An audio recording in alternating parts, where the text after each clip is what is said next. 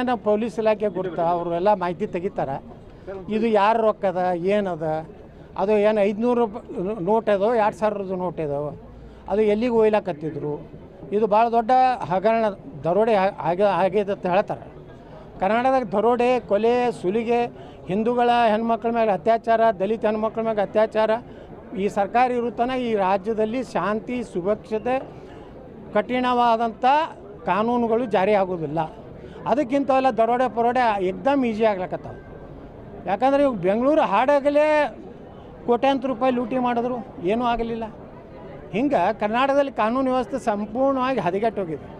ಆ ಹದಗೆಟ್ಟದ ಉದಾಹರಣೆ ಅಂದರೆ ಬೆಳಗಾವಿಯಲ್ಲಿ 400 ಕೋಟಿ ಇತ್ತು, 800 ಕೋಟಿ ಇತ್ತು, ಇನ್ನೂ ತನಿಖೆ ಆಗಿಲ್ಲ. ಅದನ್ನು ED ಕೊಡಬೇಕು, CBI ಕೊಡಬೇಕು.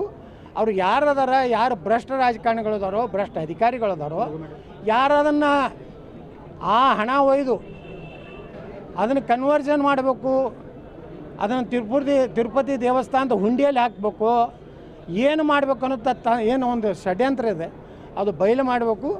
ಅವ್ರಿಗೆ ಯಾರು ಈ ಹಣ ಅನ್ನೋಂಥ ಅವ್ರನ್ನ ಕಠಿಣವಾದಂಥ ಅವ್ರ ಮ್ಯಾಗೆ ಆ್ಯಕ್ಷನ್ ತೊಗೊಂಡು ಅವ್ರನ್ನ ಜೈಲಿಗೆ ಹಾಕಿದ್ರೆ ಕರ್ನಾಟಕದ ಮಾನ ಮರ್ಯಾದೆ ಉಳಿತದೆ. ಯಾಕಂದ್ರೆ ಕರ್ನಾಟಕ ಮಾನ ಮರ್ಯಾದೆ ಏನು ಉಳಿದಿಲ್ಲ. ಮಹಾರಾಷ್ಟ್ರದವ್ರು ಬಂದು ಇಲ್ಲಿ ಡ್ರಗ್ ಫ್ಯಾಕ್ಟ್ರಿಗಳನ್ನು ಕಂಡು ಹಿಡಿಲಾಕತ್ತಾರೆ. ಸ್ವತಃ ಮುಖ್ಯಮಂತ್ರಿಗಳ ಕ್ಷೇತ್ರ ಜಿಲ್ಲೆಯಲ್ಲೇ ಡ್ರಗ್ ಫ್ಯಾಕ್ಟ್ರಿ ಇದ್ದಿದ್ದು ಮುಖ್ಯಮಂತ್ರಿಗಳ ಕ್ಷೇತ್ರದಲ್ಲಿ. ಬೆಂಗಳೂರಿನಲ್ಲಿ ಡ್ರಗ್ ಇವತ್ತು ನಡೀತಾ ಇದೆ.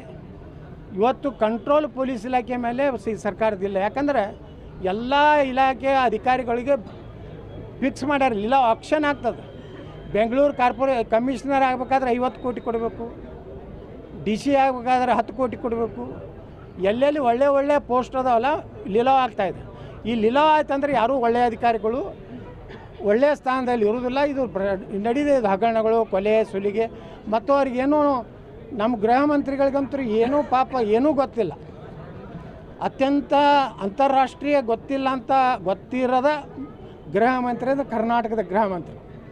ಹೀಗಾಗಿ ಅವ್ರಿಗೆ 400 ಕೋಟಿದು ಗೊತ್ತಿಲ್ಲ, ಬೆಂಗಳೂರಿನಲ್ಲಿ ಮರ್ಡರ್ ಆದರೂ ಗೊತ್ತಿಲ್ಲ, ಬಿಜಾಪುರದಲ್ಲಿ ಮುಖ್ಯಮಂತ್ರಿಗಳ ಕಾರ್ಯಕ್ರಮ ಆಗಿದ್ದು ಗೊತ್ತಿಲ್ಲ, ಅವರು ಊಟ ಮಾಡಿದ್ದು ಗೊತ್ತಿಲ್ಲ, ಮಕ್ಕೊಂಡಿದ್ದು ಗೊತ್ತಿಲ್ಲ.